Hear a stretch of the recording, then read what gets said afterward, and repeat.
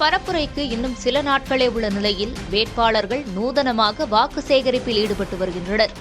திருச்சி திருவெரும்பூரில் அமைச்சர் அன்பில் மகேஷ் அண்மையில் ஆட்டோ ஓட்டி வாக்கு சேகரித்த நிலையில் அவரது மனைவி ஜனனி தொகுதியின் வளர்ச்சி திட்டங்களை கூறி வீடு வீடாக சென்று ஆதரவு கோரினார்.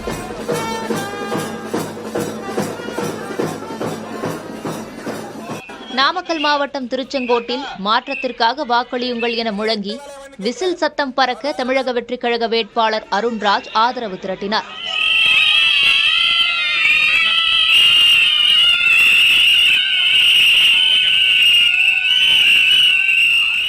திருப்பத்தூர் மாவட்டம் வாணியம்பாடியில் டீ போட்டும் பிரியாணி விற்றும் நுங்கு விற்றும் அதிமுக வேட்பாளர் செந்தில்குமார் வாக்கு சேகரித்தார்.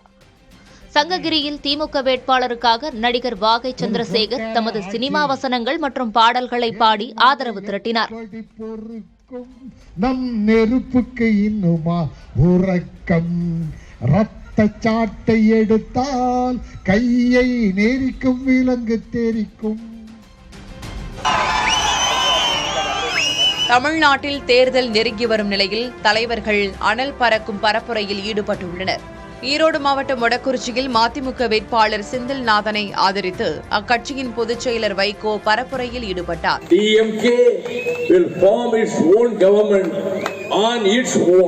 ராணிப்பேட்டை மாவட்டம் அரக்கோணத்தில் விசிக வேட்பாளர் எழில் கரோலினை ஆதரித்து பரப்புரை செய்த அக்கட்சியின் தலைவர் திருமாவளவன் பாஜகவுக்கு உதவுவதே விஜயின் நோக்கம் என தெரிவித்திருக்கிறார். கட்சி தொடங்கிய 2 ஆண்டுகளில் அவர் முதலமைச்சர் ஆகிவிட முடியுமா? அரியலூரில் அதிமுக வேட்பாளர் தாமரை ராஜேந்திரனை ஆதரித்து வாக்கு சேகரித்த பாமக தலைவர் அன்புமணி, எடப்பாடி பழனிசாமி முதல்வரானதும் தாமரை ராஜேந்திரன் அமைச்சராவார் என நம்பிக்கை தெரிவித்திருக்கிறார். எடப்பாடி பழனிசாமி அவர்களுடன் உங்களுடைய அமைச்சராக